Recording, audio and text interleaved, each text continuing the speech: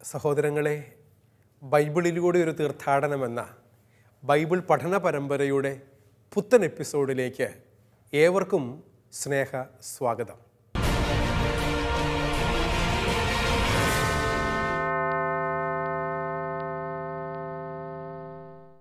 കഴിഞ്ഞ ഏതാനും ചില എപ്പിസോഡുകളായി യോഹന്നാൻ്റെ സുവിശേഷം 16-ാം അധ്യായമാണ് നമ്മൾ പഠിച്ചുകൊണ്ടിരിക്കുന്നത്.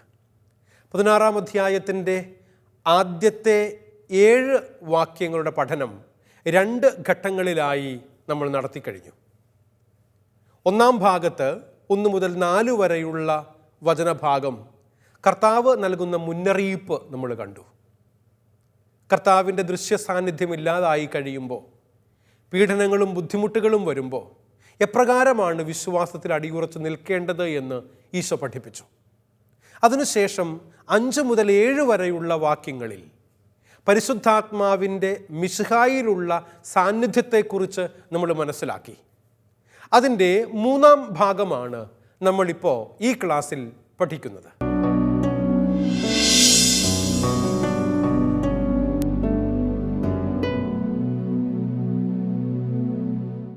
യോഹന്നാൻ്റെ സുവിശേഷം 16-ാം അധ്യായത്തിൻ്റെ 8 മുതൽ 11 വരെയുള്ള വാക്യങ്ങളാണ് നമ്മൾ മനസ്സിലാക്കാൻ പോകുന്നത്.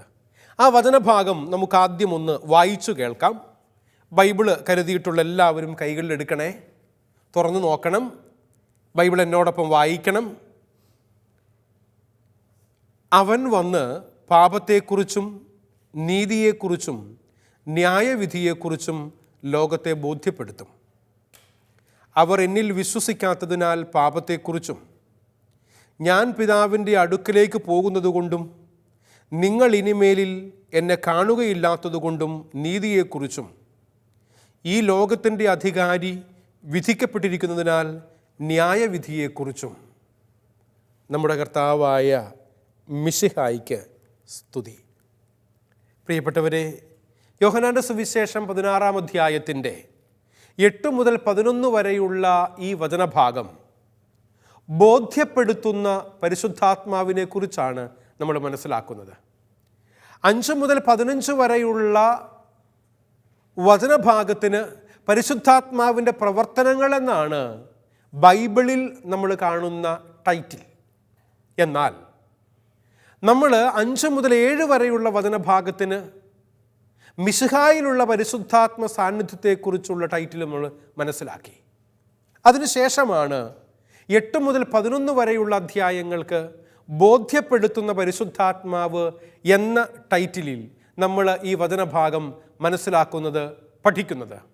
ഇവിടെ വചനം വളരെ വ്യക്തമായി നമ്മളെ ഓർമ്മപ്പെടുത്തുന്ന ഒരു യാഥാർത്ഥ്യം എന്ന് പറയുക, അവൻ വന്ന് പാപത്തെക്കുറിച്ചും നീതിയെക്കുറിച്ചും ന്യായവിധിയെക്കുറിച്ചും ലോകത്തെ ബോധ്യപ്പെടുത്തുമെന്നുള്ള 16-ാം അധ്യായത്തിൻ്റെ 8-ാം തിരുവചനമാണ് ഇവിടെ ഹൈലൈറ്റ് എന്ന് പറയുക. അവൻ എന്തിനെക്കുറിച്ചാണ് നമ്മളെ ബോധ്യപ്പെടുത്തുന്നത് എന്നതാണ് കാര്യം. പരിശുദ്ധാത്മാവ് വന്നു കഴിയുമ്പോൾ അവൻ നമ്മളെ ബോധ്യപ്പെടുത്തുന്നത് 3 കാര്യങ്ങളെക്കുറിച്ചാണ്. 1 പാപത്തെക്കുറിച്ച്, 2 നീതിയെക്കുറിച്ച്, 3 ന്യായവിധിയെക്കുറിച്ച്. സഹോദരങ്ങളെ, എന്തുകൊണ്ടാണ് ഇപ്രകാരം 3 കാര്യങ്ങളെക്കുറിച്ച് ദൈവത്തിൻ്റെ പരിശുദ്ധാത്മാവ് നമ്മളെ ബോധ്യപ്പെടുത്തുന്നത് എന്ന് യോഹന്നാൻ സുവിശേഷകൻ തന്നെയും രേഖപ്പെടുത്തിയിട്ടുണ്ട് തുടർന്നുള്ള വാക്യങ്ങളിൽ. വിശ്വാസികളിലുള്ള പരിശുദ്ധാത്മാവിൻ്റെ പ്രവർത്തനത്തെ പറ്റിയാണ് ഇവിടെ പരാമർശിക്കുന്നത്. അത് ബോധ്യപ്പെടുത്തുന്ന പരിശുദ്ധാത്മാവിൻ്റെ പ്രവർത്തനമാണ്.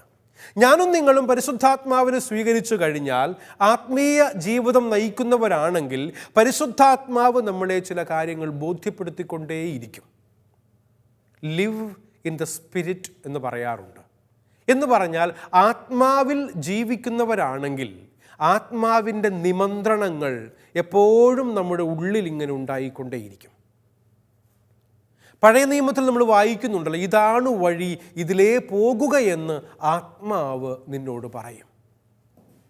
ഇതിനെ വേണമെങ്കിൽ നമുക്ക് മനസാക്ഷിയുടെ സ്വരം എന്ന് വിളിക്കാൻ പറ്റും. ചിലർ പറയാറുണ്ട്, എനിക്കൊരു ഇൻറ്റ്യൂഷൻ ഉണ്ടാകുന്നു, ഒരു തോന്നൽ. ഇതിനെ ആത്മീയ അർത്ഥത്തിൽ മനസ്സിലാക്കുമ്പോൾ പരിശുദ്ധാത്മാവ് നമ്മുടെ ഉള്ളിലിരുന്ന് നമ്മളെ പ്രചോദിപ്പിക്കുകയാണ് ചില നന്മ ചെയ്യാൻ വേണ്ടിയിട്ട്. ഒപ്പം അശുദ്ധാത്മാവ് ചില വ്യക്തികളെ തിന്മ ചെയ്യാനും പ്രചോദിപ്പിക്കുന്നുണ്ട്, അല്ലെ പ്രകോപിപ്പിക്കുന്നുണ്ട്, അല്ലെ പ്രലോഭിപ്പിക്കുന്നുണ്ട്. ഇതാണ് നമ്മൾ തിരിച്ചറിയേണ്ടത്.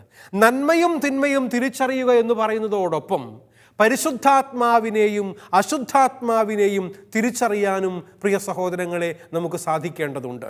ഞാനിത് പറയുമ്പോൾ ചിലരെങ്കിലും നെറ്റി ചുളിക്കുന്നുണ്ടാകും, അച്ഛാ പിശാചുണ്ടോ?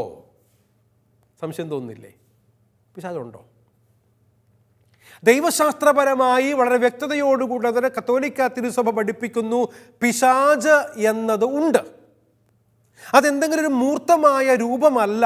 നമ്മൾ വേദപാഠ ക്ലാസ്സുകളിലൊക്കെ കണ്ടിട്ടുള്ളതുപോലെ കൊമ്പും വാലും ഒക്കെ ഉള്ള ലുട്ടാപ്പിയെ പോലെ ഇരിക്കുന്ന പിശാചിനെക്കുറിച്ചുള്ള ചില ഡ്രോയിങ്ങുകൾ നമ്മൾ കണ്ടിട്ടുണ്ട്.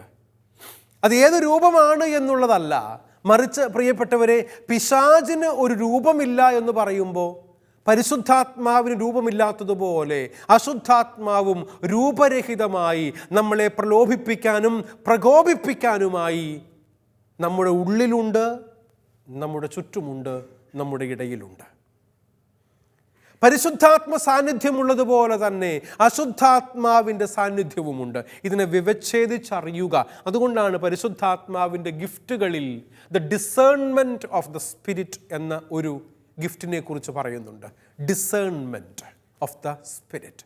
ആത്മാവിനെ വിവേചിച്ചറിയണം. ഈ പ്രചോദനം എനിക്കുണ്ടാകുന്നത് പരിശുദ്ധാത്മാവിൽ നിന്നാണോ അതോ അശുദ്ധാത്മാവിൽ നിന്നാണോ? ചിലർ ചോദിക്കാറുണ്ട്, അച്ഛാ ദൈവമാണോ അപ്പോൾ ഈ പിശാചിനെ സൃഷ്ടിച്ചത്? എല്ലാം സൃഷ്ടിച്ച ദൈവമാണെന്ന് പറയുന്നു. അപ്പോൾ ദൈവം പിശാചിനെ സൃഷ്ടിച്ചിട്ടുണ്ടോ? അശുദ്ധാത്മാവിനെ സൃഷ്ടിച്ചിട്ടുണ്ടോ? ന്യായമായ ചോദ്യമാണ് കേട്ടോ.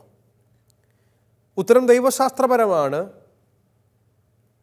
നമുക്കറിയാം, ഈ ലോകത്തിലെല്ലാം സൃഷ്ടിക്കപ്പെട്ടത് കൊണ്ട് മാത്രമുണ്ട് എന്നർത്ഥമില്ല. മറിച്ച് അവൻ പ്രകാശമുണ്ടാകട്ടെ എന്ന് പറഞ്ഞു, പ്രകാശമുണ്ടായി എന്നു കരുതി അന്ധകാരം ഇല്ല എന്നർത്ഥമുണ്ടോ? അങ്ങനെയാണെങ്കിൽ ഇരുട്ടുണ്ടാകുകയില്ലായിരുന്നല്ലോ. The absence of light is darkness. പ്രകാശത്തിൻ്റെ അഭാവമാണ്, വെളിച്ചം ഇല്ലാത്ത അവസ്ഥയാണ് അന്ധകാരം എന്ന് പറയുക. അതിനുണ്ടാക്കിയത് കൊണ്ടല്ല, മറിച്ച് അതവിടെ ഉണ്ട്. It is there. The absence of good is evil എന്ന് നമുക്ക് പറയാം. നന്മയുടെ അഭാവമാണ് തിന്മ എന്ന് പറയുക. എവിടെ പരിശുദ്ധാത്മാവിൻ്റെ സാന്നിധ്യം ഇല്ലാതാകുന്നോ അവിടെ അശുദ്ധാത്മ സാന്നിധ്യമുണ്ട്.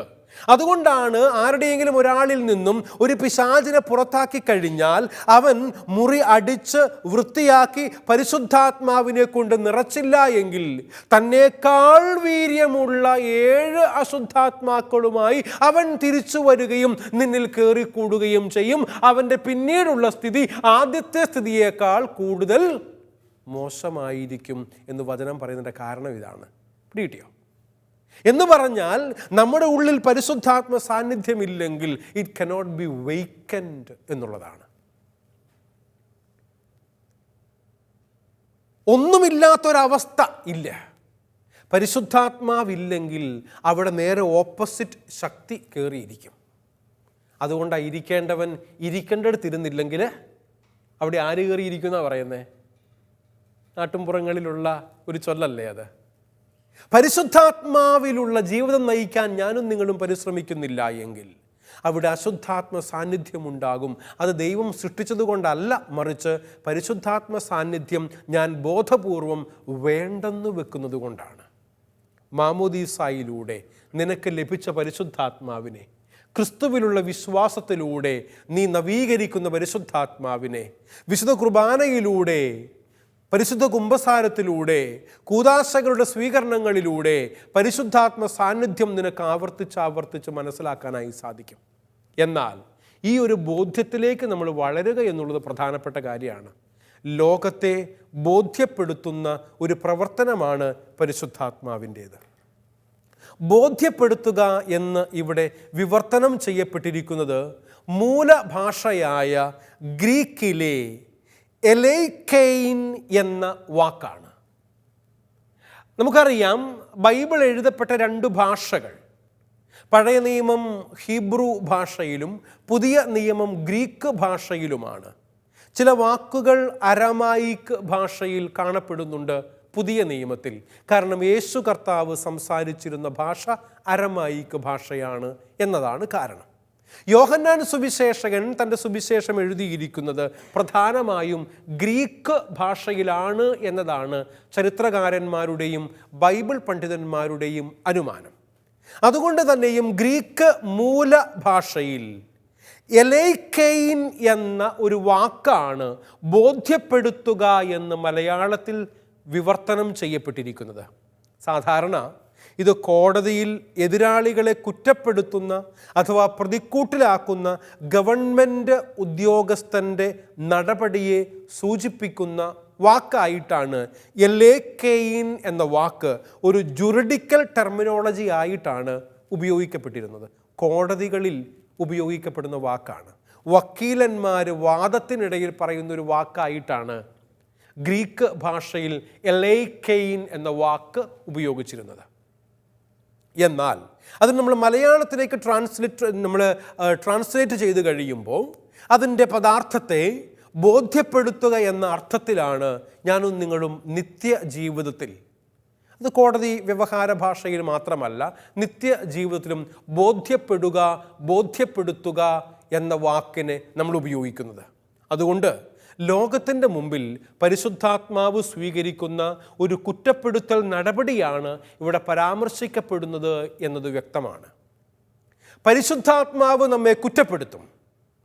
പഠിപ്പിക്കുക മാത്രമല്ല, ബോധ്യപ്പെടുത്തുക മാത്രമല്ല, അവൻ നമ്മളെ കുറ്റപ്പെടുത്തും. അതിന് അധികാരമുള്ളവനാണ്, അവകാശമുള്ളവനാണ്. കാരണം അവൻ ഉള്ളിലിരുന്ന് നിന്നോട് പറയുന്നുണ്ട്, മോനെ അത് തെറ്റാണ്, ചെയ്യരുത്. മോളെ അത് തിന്മയാണ്, അങ്ങനെ പറയരുത്. മക്കളെ അത് മോശമാണ്, അങ്ങനെ ചിന്തിക്കരുത് എന്ന് നിന്റെ ഉള്ളിലിരുന്ന് പരിശുദ്ധാത്മാവ് നിന്നോട് ഓരോ നിമിഷവും ആവർത്തിച്ച് പറയുന്നുണ്ട്. ആത്മാവിൻ്റെ നിമന്ത്രണങ്ങൾക്ക് കാതോർക്കാൻ സാധിക്കണം. അതില്ല എങ്കിൽ പ്രശ്നം കേട്ടോ. അങ്ങനെ നമ്മൾ ആരെങ്കിലും കർത്താവിൻ്റെ പരിശുദ്ധാത്മാവിൻ്റെ നിമന്ത്രണങ്ങൾ ശ്രദ്ധിക്കാതെ പാപം ചെയ്താൽ ആത്മാവ് നമ്മെ കുറ്റപ്പെടുത്തുമെന്നാണ് ഈ വചനഭാഗം നമ്മെ ഓർമ്മിപ്പിക്കുന്നത്. ലോകമെന്നത് മിശിഹായിൽ വിശ്വസിക്കാത്ത ലോകത്തെയാണ് ഇവിടെ ഓർമ്മപ്പെടുത്തുന്നത്. എന്ന് പറഞ്ഞാൽ തിന്മയുടെ ശക്തിയായ ലോകം എന്ന അർത്ഥത്തിലാണ് അന്ധകാര ലോകം എന്ന് യോഹന്നാൻ സുവിശേഷകൻ വിളിക്കുന്നത്. ദൈവിക സാന്നിധ്യത്തിൽ ജീവിക്കണ്ട എന്ന് തീരുമാനിക്കുന്ന വ്യക്തി അന്ധകാരത്തിലാണ്. അതുകൊണ്ടാണ് അന്ത്യത്താഴ മേശയിൽ വെച്ച് യേശു കർത്താവിൻ്റെ കയ്യിൽ നിന്നും അപ്പക്കഷ്ണം സ്വീകരിച്ച യൂദാസ് പുറത്തേക്കിറങ്ങി അപ്പോൾ അന്ധകാരമായിരുന്നു എന്ന് യോഹന്നാൻ സുവിശേഷകൻ എഴുതി വച്ചിരിക്കുന്നത്. ഒരു സിംബോളിക് ആയിട്ടുള്ള അർത്ഥമുണ്ട് അതിന്. യോഹന്നാൻ്റെ പ്രസൻറ്റേഷൻ്റെ ഒരു ബ്യൂട്ടിയാണ്. പ്രകാശമായ കർത്താവിൽ നിന്നും എല്ലാവരും അപ്പം സ്വീകരിച്ചു അന്ത്യത്താഴ സമയത്ത്. മറ്റുള്ളവരെല്ലാവരും ആ പ്രകാശത്തിൽ തന്നെ വസിച്ചു. പക്ഷേ യൂദാസ് കറിയോത്ത മാത്രം അപ്പം സ്വീകരിച്ച ഉടനെ അവൻ പുറത്തേക്കിറങ്ങി. എന്ന് പറഞ്ഞാൽ പ്രകാശത്തിൽ നിന്നും അവൻ പുറത്തേക്കിറങ്ങി. അപ്പോൾ ഇരുട്ടായിരുന്നു, അവൻ അന്ധകാരത്തിലായി എന്ന് വചനം സിംബോളിക്കായി നമ്മളെ ഓർമ്മപ്പെടുത്തുന്ന വചനഭാഗമാണിത്. അതുകൊണ്ട് ലോകത്തിന് പരിശുദ്ധാത്മാവിനെ സ്വീകരിക്കാൻ പറ്റാത്തതുകൊണ്ട് വിശ്വാസികളിൽ അഥവാ സഭയിൽ പ്രവർത്തന നിരതനായ തിന്മയുടെ ശക്തിയെ ആയിരിക്കണം ഇവിടെ പരാമർശിക്കുന്നത് എന്ന് സഹോദരങ്ങളെ നമുക്ക് മനസ്സിലാക്കാനായി സാധിക്കും. വിശ്വാസികളിൽ എന്ന് പറഞ്ഞാൽ സഭയിൽ, സഭ എന്ന് പറഞ്ഞാൽ ദൈവജനമാണ് സഭ. ചിലരൊക്കെ ഈ അടുത്ത കാലത്തായി സഭാ നേതൃത്വത്തെ വിമർശിക്കാൻ വേണ്ടിയിട്ടൊക്കെ പറയാറുണ്ട്, സഭയെന്ന് പറഞ്ഞാൽ ദൈവജനമല്ലേ, പിന്നെ എന്തിനാണ് സഭാപിതാക്കന്മാരെന്ന് പറഞ്ഞ്, മേലധ്യക്ഷന്മാരെന്ന് പറഞ്ഞ്, ബിഷപ്പുമാരെന്ന് പറഞ്ഞ്, അധികാരികളെന്ന് പറഞ്ഞ് ഇപ്രകാരം മറ്റുള്ളവരെ നമ്മൾ കാണിക്കുന്നത്? ബിഷപ്പുമാരും സഭയുടെ നേതൃതലങ്ങളിലുള്ളവരും ദൈവജനത്തിൻ്റെ ഭാഗമാണ്. ഇത് കേവലം അൽമായർക്ക് വേണ്ടി മാത്രമുള്ള ഒരു വാക്കല്ല കേട്ടോ ദൈവജനം എന്നുള്ളത്. അത് അച്ഛനായാലും കന്യാസ്ത്രീയായാലും മെത്രനായാലും മാർപ്പാപ്പയായാലും ദൈവജനത്തിൻ്റെ ഭാഗമാണ്. നമ്മളൊക്കെ ഒരു സഭയിലെ അംഗങ്ങളാണ്. നമ്മളെല്ലാവരും ചേരുന്നതാണ് ഇവിടെ സഭ എന്നതുകൊണ്ട് അർത്ഥമാക്കുന്നത് എന്ന് തിരിച്ചറിയുക. അതുകൊണ്ട് തന്നെയും വിശ്വാസികളിൽ സന്നിഹിതനായിരിക്കുന്ന ലോകത്തെയാണ് കർത്താവ് പരിശുദ്ധാത്മാവിലൂടെ കുറ്റപ്പെടുത്തുന്നത് എന്ന് തിരിച്ചറിയുക. ഈ ലോകം അന്ധകാരത്തിൻ്റെതാണ് എന്ന് പറയുമ്പോൾ മനസ്സിലാക്കേണ്ടതും അതുതന്നെയാണ്. ഒരു കുറ്റപ്പെടുത്തൽ ഉണ്ടാകുന്നുണ്ട്. അതുകൊണ്ട് തന്നെയും വിശ്വാസത്തിനടുത്ത ബോധ്യങ്ങൾ നൽകി വിശ്വാസത്തിൽ ഉറപ്പിക്കുന്ന പരിശുദ്ധാത്മാവിൻ്റെ പ്രവർത്തനത്തെയാണ് സുവിശേഷകനായ യോഹന്നാൻ ഇവിടെ 8 മുതൽ 11 വരെയുള്ള വാക്യങ്ങളിൽ അവതരിപ്പിക്കുന്നത് എന്ന് മനസ്സിലാക്കുക. വിശ്വാസികളിൽ സന്നിഹിതമായിരിക്കുന്ന ലോകത്തെ കുറ്റപ്പെടുത്തിക്കൊണ്ട് വിശ്വാസത്തിനടുത്ത ബോധ്യങ്ങൾ നൽകി വിശ്വാസത്തിൽ ഉറപ്പിക്കുന്ന പരിശുദ്ധാത്മാവിൻ്റെ പ്രവർത്തനമാണ് നാം ഈ വചനങ്ങളിലൂടെ തിരിച്ചറിയുന്നത്. പ്രിയപ്പെട്ടവരെ, 3 വിധത്തിലുള്ള ബോധ്യങ്ങളാണ് പരിശുദ്ധാത്മാവ് വിശ്വാസികളിൽ ഉളവാക്കുന്നത്. 3 തരത്തിലുള്ള ബോധ്യങ്ങൾ. അത് ഏതൊക്കെയാണ്? നിങ്ങൾക്ക് സ്ക്രീനിൽ കാണാനായി സാധിക്കും. ഞാൻ 1, 2, 3 എന്ന നമ്പർ ഇട്ട് ആ 3 ബോധ്യങ്ങളെ നൽകിയിട്ടുണ്ട്. ബോധ്യപ്പെടുന്ന എങ്ങനെയാണ്? ഒന്നാമത്തേത് പാപത്തെക്കുറിച്ചുള്ള ബോധ്യം നൽകുന്നു. 2 നീതിയെക്കുറിച്ച് നമ്മെ ബോധ്യപ്പെടുത്തുന്നു. 3 ന്യായവിധിയെക്കുറിച്ച് നമ്മെ ബോധ്യപ്പെടുത്തുന്നു. ഈ വചനഭാഗം 16-ാം അധ്യായത്തിൻ്റെ 8-ാമത്തെ തിരുവചനത്തിൽ നമ്മൾ വായിച്ചു കേട്ടതാണ്. 3 കാര്യങ്ങളെക്കുറിച്ചുള്ള ബോധ്യം നൽകുന്ന പരിശുദ്ധാത്മാവ്: പാപത്തെക്കുറിച്ച്, നീതിയെക്കുറിച്ച്, ന്യായവിധിയെക്കുറിച്ച്. ഇപ്രകാരം ബോധ്യപ്പെടുക എന്നുള്ളത് മെച്ചപ്പെട്ട ജീവിതം നയിക്കാൻ നമുക്കെല്ലാവർക്കും ആവശ്യമാണ് എന്ന കാരണത്താലാണ് എന്ന് മനസ്സിലാക്കുക. അതുകൊണ്ട് തന്നെയും യോഹന്നാൻ ഒന്നാമതായി പരിശുദ്ധാത്മാവിലൂടെ നമ്മെ ബോധ്യപ്പെടുത്താൻ ശ്രമിക്കുന്നത് പാപത്തെക്കുറിച്ചാണ് എന്ന് നമുക്ക് മനസ്സിലാകും. അതിൽ നാം തിരിച്ചറിയേണ്ട യാഥാർത്ഥ്യം ഇതാണ്: പാപത്തെക്കുറിച്ച് നമ്മെ എന്താണ് ബോധ്യപ്പെടുത്തുന്നത്? യോഹന്നാന്റെ സുവിശേഷം 16-ാം അധ്യായത്തിൻ്റെ 9-ാമത്തെ വാക്യത്തിൽ നമ്മൾ കാണുന്നുണ്ട്, അവർ എന്നിൽ വിശ്വസിക്കാത്തതിനാൽ പാപത്തെക്കുറിച്ചും. 3 കാര്യങ്ങൾ പറയുന്ന ഒന്നാമത്തെ കാര്യമാണത്.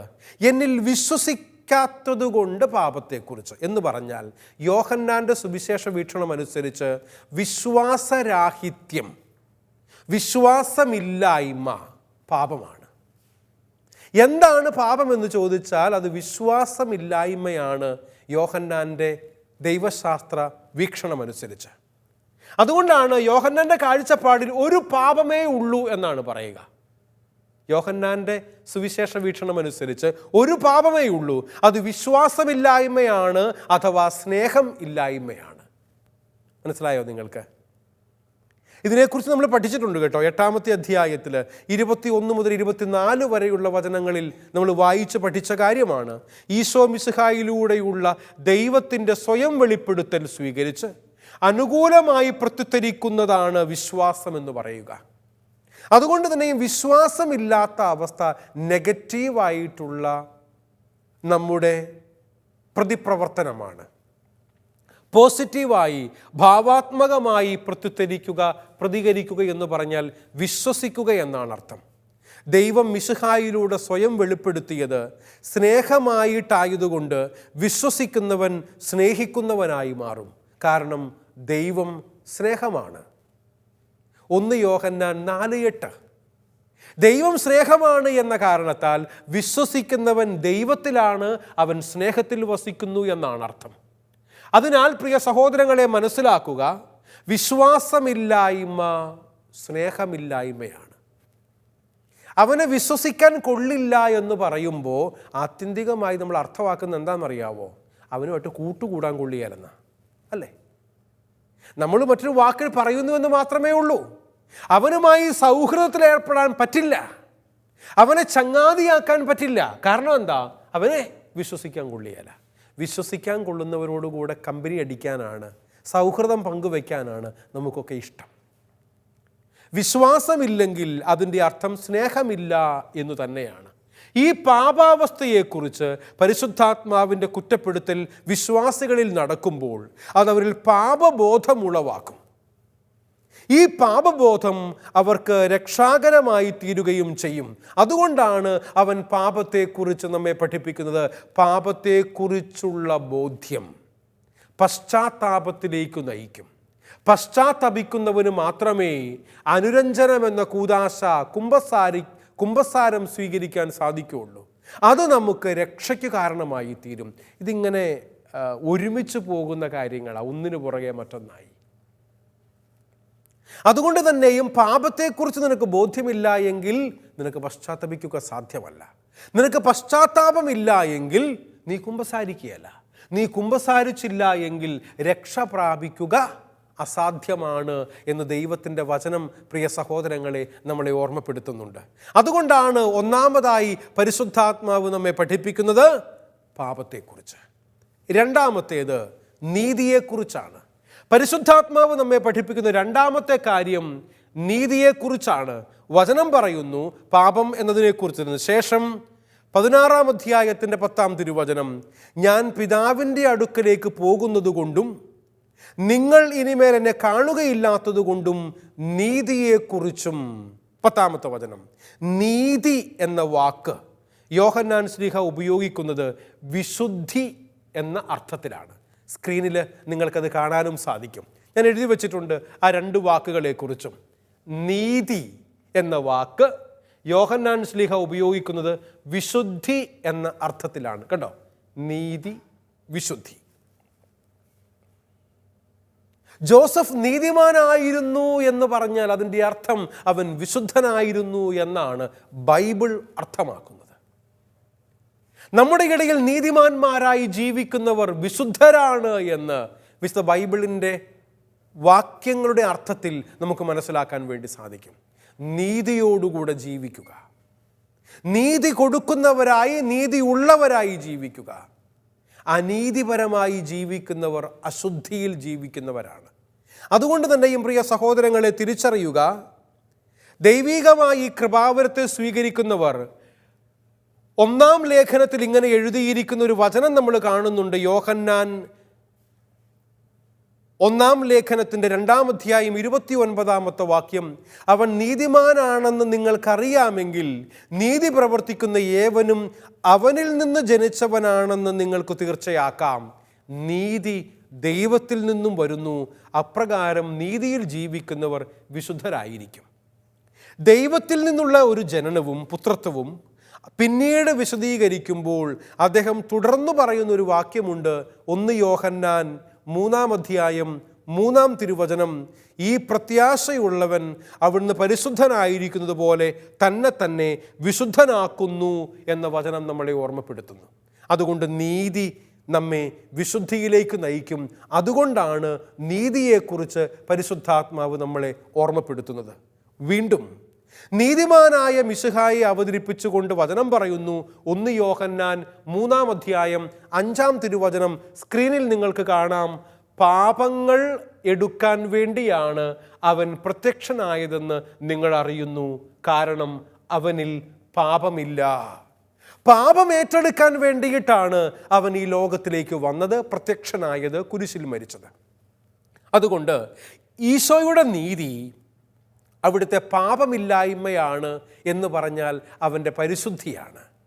അവൻ വിശുദ്ധനാണ് എന്ന കാരണത്താൽ അതോടൊപ്പം ഈ നീതി അഥവാ പരിശുദ്ധി പാപത്തിന്മേൽ ഈശോ വരിച്ച വിജയവും ഉൾക്കൊള്ളുന്നതാണ്. അതുകൊണ്ടാണ് 1 യോഹന്നാൻ 3-ാം അധ്യായം 8-ാം തിരുവചനം, പിശാചിൻ്റെ പ്രവൃത്തികളെ നശിപ്പിക്കുന്നതിന് വേണ്ടിയാണ് ദൈവപുത്രൻ പ്രത്യക്ഷനായത് എന്ന് വചനം പറയുന്നത്. ഈ പ്രസ്താവന വളരെ വ്യക്തതയോടുകൂടെ നമ്മളെ ഓർമ്മപ്പെടുത്തുന്നു നീതി എന്നുള്ളത് അവൻ്റെ വിശുദ്ധിയെക്കുറിച്ചാണ് എന്ന്. പിതാവിൻ്റെ അടുക്കലേക്കുള്ള തൻ്റെ കടന്നുപോകലിലൂടെയാണ് പാപത്തിന്മേലുള്ള വിജയം മിശിഹ നേടിയത്. ഈ വിജയത്തിലുള്ള പങ്കാളിത്തത്തെക്കുറിച്ചുള്ള ബോധ്യവും പരിശുദ്ധാത്മാവ് വിശ്വാസികളിൽ ഉളവാക്കുമെന്ന് സഹോദരങ്ങളെ നമുക്ക് തിരിച്ചറിയാനായി സാധിക്കും. അതുകൊണ്ടാണ് 1 പാപത്തെക്കുറിച്ച്, 2 നീതിയെക്കുറിച്ച്, 3-ാമത്തേത് ന്യായവിധിയെക്കുറിച്ച് കർത്താവ് പരിശുദ്ധാത്മാവിലൂടെ നമ്മളെ പഠിപ്പിക്കുമെന്ന് യോഹന്നാൻ പറയുന്നത്. ഈ ലോകത്തിൻ്റെ അധികാരി വിധിക്കപ്പെട്ടിരിക്കുന്നതിനാൽ ന്യായവിധിയെക്കുറിച്ചും ബോധ്യപ്പെടുത്തുമെന്ന് 16-ാം അധ്യായം 11-ാമത്തെ വാക്യത്തിൽ സഹോദരങ്ങളെ നമ്മൾ തിരിച്ചറിയുന്നുണ്ട്. ഈ ലോകത്തിൻ്റെ അധികാരി എന്ന് വിശേഷിപ്പിക്കപ്പെടുന്നത് പൈശാചിക ശക്തിയെയാണ്. നമ്മൾ കണ്ടു കഴിഞ്ഞ കാര്യമാണ് അന്ധകാര ശക്തി. ഈശോയുടെ പീഡാനുഭവവും മരണവും ദൈവനിശ്ചയപ്രകാരമായിരുന്നെങ്കിലും മനുഷ്യ ചരിത്രത്തിൽ പ്രവർത്തനനിരതനായ പൈശാചിക ശക്തിയുടെ അന്തിമ പോരാട്ടമായിരുന്നു അത്. അതുകൊണ്ടാണ് ഈശോ ഇങ്ങനെ പറയുന്നത്, 14-ാം അധ്യായത്തിൻ്റെ 30-ാം തിരുവചനം, നിങ്ങളോട് ഇനിയും ഞാൻ അധികം സംസാരിക്കുകയില്ല, കാരണം ഈ ലോകത്തിൻ്റെ അധികാരി വരുന്നു എന്ന് പറഞ്ഞാൽ പൈശാചിക ശക്തിയെക്കുറിച്ചാണ്. ഈ അന്തിമ പോരാട്ടത്തിൽ ആത്യന്തികമായി വിജയം വരിക്കുന്നത് ഈശോ തന്നെയാണ്. തൻ്റെ മരണത്തിലൂടെയും ഉത്ഥാനത്തിലൂടെയും ഈശോ പാപത്തെയും മരണത്തെയും പരാജയപ്പെടുത്തി. അങ്ങനെ പൈശാചിക ശക്തികൾ ന്യായവിധി ചെയ്യപ്പെടുകയും പുറന്തള്ളപ്പെടുകയും ചെയ്തു. അതുകൊണ്ട് തന്നെയാണ് ഈശോ ഇങ്ങനെ കൂട്ടിച്ചേർത്തത്, 14-ാം അധ്യായം 30-ാം തിരുവചനം, എങ്കിലും അവന് എൻ്റെ മേൽ അധികാരമില്ല. സഹോദരങ്ങളെ, ഈശോയുടെ രക്ഷാകര പ്രവൃത്തിയിലൂടെ സംഭവിച്ച തിന്മയുടെ ശക്തിയുടെ പുറന്തള്ളപ്പെടലും ശിക്ഷാവിധിയും വെളിപാട് പുസ്തകത്തിൽ നാടകീയമായി ചിത്രീകരിക്കപ്പെട്ടിട്ടുണ്ട്. വെളിപാട് പുസ്തകത്തിൻ്റെ 12-ാം അധ്യായം 5-ാമത്തെ വാക്യത്തിലും 7 മുതൽ 12 വരെയുള്ള വാക്യത്തിലും, വെളിപാട് പുസ്തകത്തിൻ്റെ 20-ാം അധ്യായത്തിൻ്റെ 2 മുതൽ 10 വരെയുള്ള വാക്യങ്ങളിലും ഇതിനെക്കുറിച്ച് വ്യക്തമായ പരാമർശങ്ങളുണ്ട്. അതുകൊണ്ട് തന്നെയും പരിശുദ്ധാത്മാവിൻ്റെ സഹായത്തോടെ ഇതേപ്പറ്റിയുള്ള ബോധ്യത്തിൽ ഉറച്ചു നിൽക്കുവാനും തിന്മയുടെ ശക്തിയുടെ മേൽ വിജയം വരിക്കുവാനും വിശ്വാസികൾക്ക് സാധിക്കുമെന്ന് ഈ തിരുവചന ഭാഗങ്ങൾ നമ്മളെ ഓർമ്മപ്പെടുത്തുകയാണ്. 3 കാര്യങ്ങളെക്കുറിച്ചാണ് പരിശുദ്ധാത്മാവ് നമ്മെ ബോധ്യപ്പെടുത്തുന്നത്. 1 പാപത്തെക്കുറിച്ച്, 2 നീതിയെക്കുറിച്ച്, 3 ന്യായവിധിയെക്കുറിച്ച്. ബോധ്യമുള്ളവരാകാം, മെച്ചപ്പെട്ട വിശുദ്ധിയുള്ള മനുഷ്യരായി ജീവിക്കാം. ഈശോ അനുഗ്രഹിക്കട്ടെ.